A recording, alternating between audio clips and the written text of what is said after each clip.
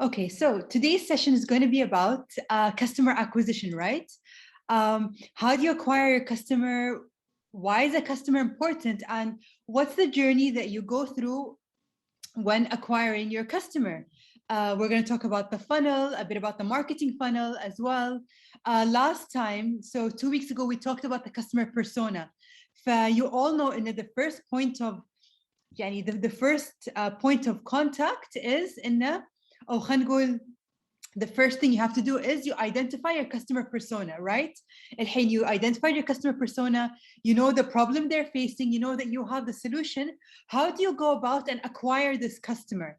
Okay, so the first thing, does anyone know what's the meaning of customer acquisition? So when we say customer acquisition, what does that mean? Okay, yes, involves a lot of marketing, building relationships. So marketing is about building relationships, making sure, Asa says, making sure the customer is loyal. That comes in customer retention. So it is part of the funnel, but it comes later. Marketing, building loyalty, نفس الشيء, loyalty comes later. Once your customer has used your product, then they become loyal customers. They can be your advocates as well. Fitting your business to their needs, yes. That's the first point of acquiring your customer, building connections to attract them. So customer acquisition is the process of bringing new customers to your business. And it's a process where we create a systematic strategy in order to do that. It has to be systematic, it has to be sustainable, okay? And in order to do that, we have to market our customer. We have to market to our target demographic, our audience, our customer personas. When we do that, we have to convince them. We have to convince them to buy our product, right? And we do that by following a process and what we call a marketing funnel, from starting from creating brand awareness for your brand all the way through customer, all the way through them purchasing and then them repurchasing, so retaining them and then reacquiring them again. It all goes down to a marketing funnel. So customer acquisition, it's a process, it's a story, it's a journey. Your customer goes through a life cycle. أول شيء, they're a visitor, so they hear about your brand, they're aware of it, and then you have to draw them in with something that we call a lead. So it could be first of all, your customer is a visitor, right? So in that area of the funnel, the marketing funnel, like I said, Toa, they're under awareness. So they've heard about you through a friend or through social media, through digital advertising that you've done. Maybe you've done some SEO, search engine optimization, on Google or on your website, right? They've heard about you. Now that they've heard about you, you want to sort of hook them in. You need to educate them about your product in a way. That's where you have a lead magnet. Your visitor, then you hook them in with a lead magnet, and it could be maybe a webinar, a free sort of a free product that you can give them, like a sort of let's say if it's us at Nutribox, يعني مثلا learn the 10 secrets of becoming a healthier, happier version of yourself. So the customer comes in on the website, they put in their email, so we also obtain their information there, and then they get that lead magnet, right? So there, once they go, they access the lead magnet, they get a bit of information as well, maybe about Nutribox, and then they get that 10 secrets to becoming a healthier, happier you. So they have something valuable. And at the same time, we captured their information, their emails, that we can then use later on to send them something that we call an email drip campaign, educating them about our product. How can our product benefit them, and how they can we as NutriBox can be useful to them as a customer, and shway educating them to encourage them to purchase a subscription or purchase a program on our platform, right? So your customer went through awareness, they went through the education where you educated them, and you can also educate them through Instagram posts. You can educate them through having, let's say, webinars, having lives on your Instagram, having stories, just educating them about your product, what your product is about, how is it useful to them. So it's very important to educate your customer in a way that shows benefit to them, not just talking about your features, but you have to act as if your customer is, imagine it's a movie, and this customer is the main star of the movie, right? And they're facing a problem and they want to reach a solution, and you as a business, you're their guide that will help them solve their problem. So when you create educational content for your business, it has to be with that in mind, you are guiding your customer to solve their problem by using your product. And that's the intelligent way to market your business, and that's the intelligent way to kind of educate your customer about your business. And this is part of the education, sort of still awareness education phase, right? And then when we have the lead magnet, that helps your customer, or helps us help the customer buy into the product, because you're giving them a little bit sort of a sneak peek into what you have to offer, and you're giving them something valuable. So then when they see that, they'll say, oh, this company knows what they're talking about, and I think they'll be able to help me solve my need or solve my problem, right? After that, you then want to secure them. So then you guide them through through your product pages. You show them demos, how-tos, tutorials. You make it easy for them to access your online store or whatever it may be, in order for them to purchase that program or that subscription. So you give them easy accessibility into your product. So now they're aware about the product. They know that it can easily solve their problem, their pain point. You've built that sort of trust. You've built that sort of domain expertise in that area, or that solution to their problem. So now you want to secure them. You make it easy for them to purchase your product, to purchase your subscription, to purchase whatever it is that you may have. So that's ease of accessibility. So once you secure, so going from that education, that phase of them thinking, so they're a lead, they're a hot lead, they're thinking, and they're near purchase, from education to purchase, that's the conversion phase. So that's when you convert them to a customer. A customer only becomes a customer when they have been acquired, they've made a purchase. So up until that point, they're you can consider them maybe a user, not a customer. A customer is someone that has paid and someone that has made a purchase on your platform. So you convert them from a user to a customer. And this works for tech companies, tech startups. It also works bad in a different way, let's say for offline and brick and mortar companies. Same idea, but the funnel may be a bit different. Then once you convert them, when you convert them, they've become a customer.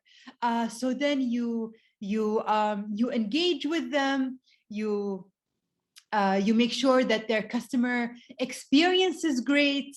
You follow up with them. You have a great sort of, even if it's just one person, you have a customer support officer to make sure that that experience is super great for your customer, because then you'll easily be able to retain them, because the whole point of this is that your customer becomes a loyal customer. They become an evangelist, and they continue using your service, and then they tell their friends, they refer you to their friends, their family. So it's very key at this point, once you have a customer, that you make their experience top notch, and it's the best that they've ever had. And if, let's say, sometimes, especially when you're a new startup starting up, it's okay. Maybe you have a glitch in the app. Maybe they had a problem with payment, or something was not working. So the key thing is to communicate with your customer and make it easy for them. مثلا, if they're having trouble with something on your platform, then you compensate them. You say that, oh, we're sorry, this is our beta version, or that we're just starting. Yani, please bear with us, or please,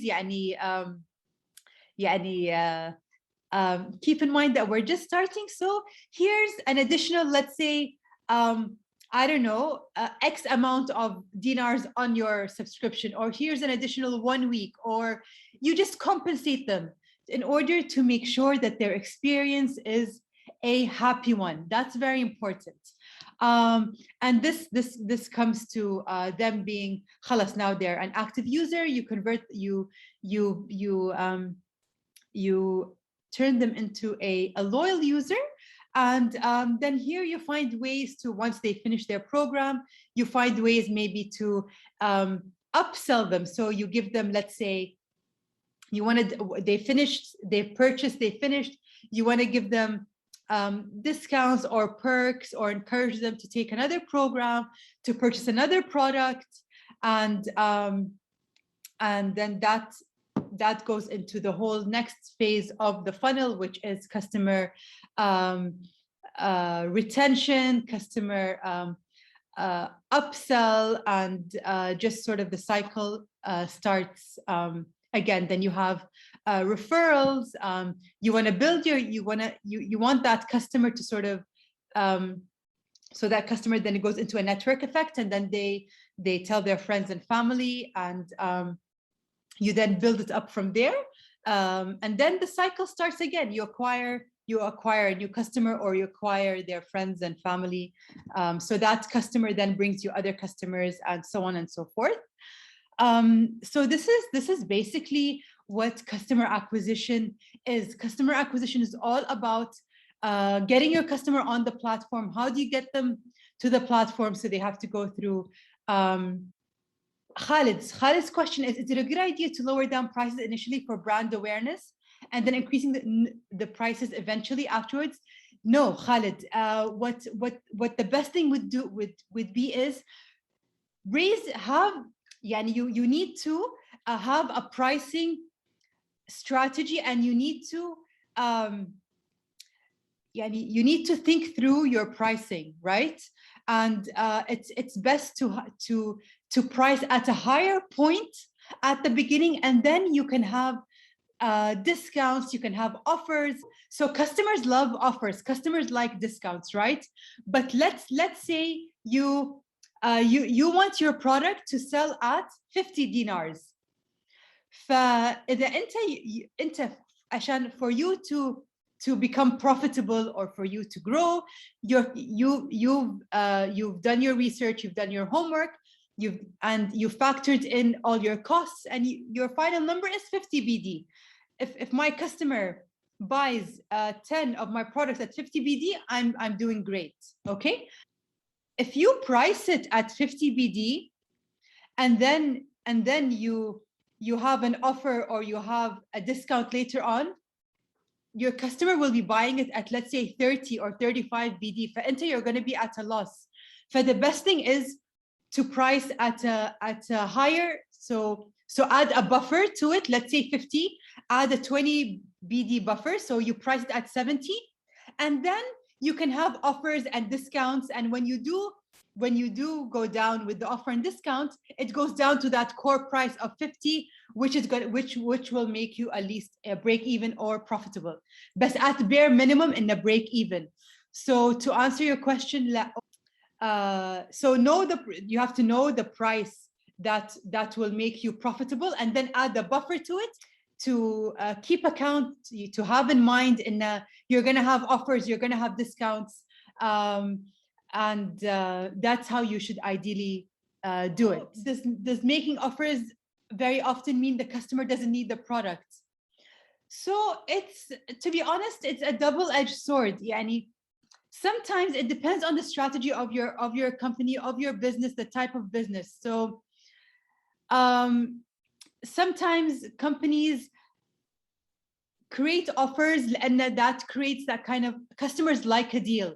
They love an offer, right? They create that to yani, give it a sense of urgency, or to kind of just entice customers and encourage them to buy.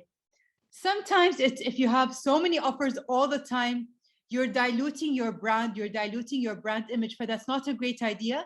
But you can do your offers based on seasonality, but that's also okay. يعني مثلا you can have an offer on National Day, you can have an offer end of year, you can have an offer on White Friday, you can have an offer for their birthday. So you have smart offers based on seasonality, not just chili haphazardly.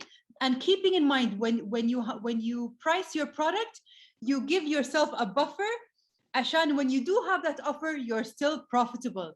You don't have an offer on your base price. لا. You have an offer on your buffer price. عشان بعدين the offer will be, your base price will be your price with the offer, if that makes sense. Yusuf is asking, is it a way to possibly have and make more customer personas? Is it ideally you should not have more than 3 maximum customer personas, and maximum, best if you're a young startup, you're just starting, 1 to 2 max. If you're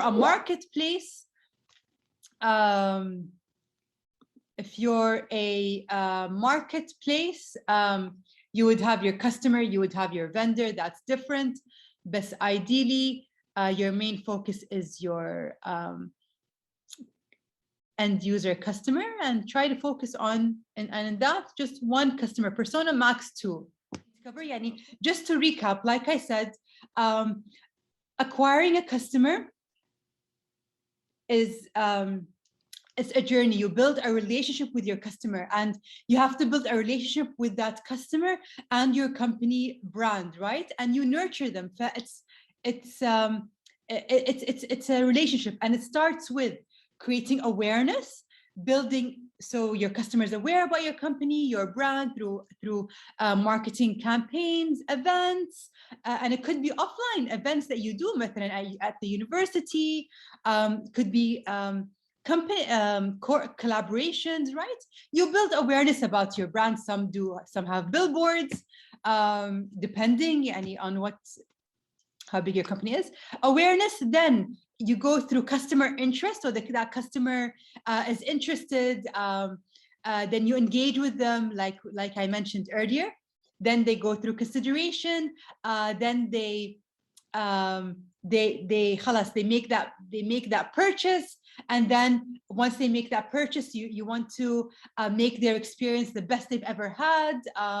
You solidify that relationship with them, and even if you have to have a good customer support system, and even if it's just 1 person, but that person is focused on customer support, and then you go back to then you retain them, and you nudge them to purchase other products or services that you have on your platform that will also be beneficial for them. You also encourage them to refer your product to their friends and family, so that then from that 1 customer, you've also built a network of other customers.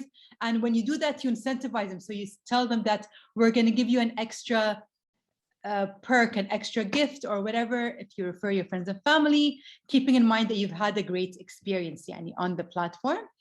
And it all goes back to yani, be authentic, be genuine, be yani, put yourself in your customer's shoes. What you would want for yourself, you would want for your customer, right? And remember, customer is king. It's not you, it's not the CEO. Your customer is king. Yani, they're the ones that have the crowns on their heads, right? And they're the ones that, if your customer is happy, then your whole business grows, thrives, flourishes, and becomes successful. So you have to, even if sometimes customers, sometimes they seem unreasonable, or you have to always empathize with them. Then at the end of the day, you've been a customer too before, right? So what you want for yourself, you would want for your customer as an experience in your company. 8 to 9 emotional triggers that you can work with. Yani, giving them, let's say, something that's time-based. So telling them, Tara, early, you have this early bird advantage. If you don't sign up, yes, making them feel special and having a sense of urgency to your offer. Yani, for example, let's say we're launching this in 10 days. We only have 100 seats left. Make sure to grab your seat because our spots are selling out really fast. So have it time-based and a sense of urgency, or you only have 72 hours to get this at this rate, or to get this at with this perk. Yani a sense of urgency and attaching it to time bound. يكون يعني a time bound tactic. Sort of understand how to speak to your customer, dig into their psyche, and find different ways to convince them to purchase your product. And you have to just make sure, first thing, Inna, that you have a good product. Ahem shay. Once you have a great product, then you start your marketing funnel. Don't waste your money on marketing if you haven't perfected your product yet. And I don't mean perfected, nothing is perfect, it's an ongoing journey, but at least you know that it's something that they would want to use. Building a Story Brand, okay, by Donald Miller. It's really great for everyone to read who's starting a new business. In any sector they want to build their brand. Is a great starting point.